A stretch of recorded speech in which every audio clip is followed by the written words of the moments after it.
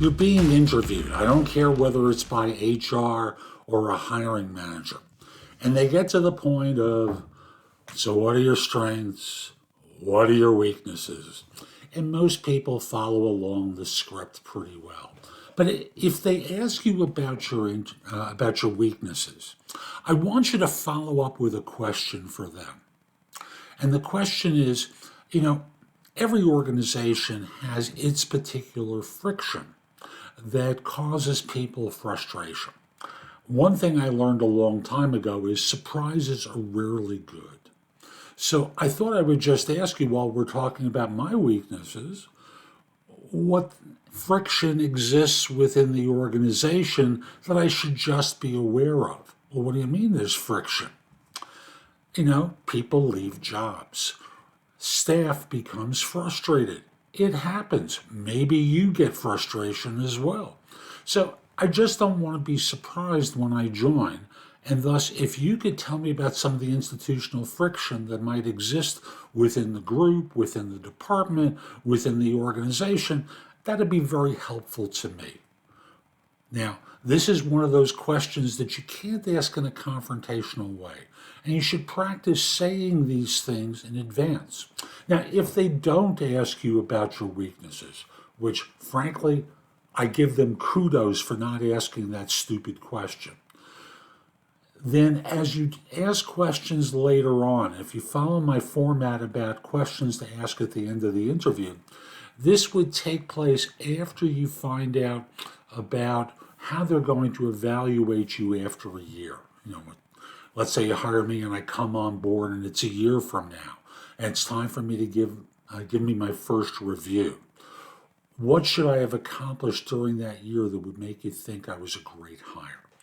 And before you ask about what next steps in the process might be and when you might hear back and whether you can follow up. And again, I've got very specific language about this. So between, you know, how they'll evaluate you after a year and before when you might hear about next steps, I want you to sneak that question in. So let me ask you this. Before, I join, I believe surprises are rarely good. And certainly someone may have left this job before, someone in the team may be frustrated at times, and I just want to get a sense of what I'm stepping into. What sort of institutional friction might show up that could cause frustration? Because, hey, look, just like no employee is perfect, no organization is perfect. So I'd appreciate hearing about some of the institutional friction that might exist. So I'm not surprised.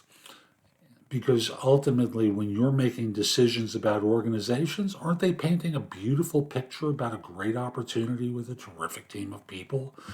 And it's never completely true. And you discover that early on, and the disappointment the job hunters experience is noticeable. So asking them this question will serve you very well because you don't want to be surprised. And if they say, what makes you think there's friction? Because there's always friction. And you put a big smile on your face and a twinkle in your eye. There's always friction that shows up, whether it's in my first week or my 400th week. I'm just trying to get an idea because I don't want to be surprised.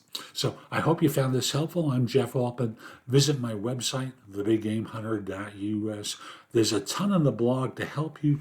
And if you need advice, because people hire me for no BS career advice, which can relate to a job search, hiring more effectively, management leadership, dealing with workplace issues, career transitions, and more.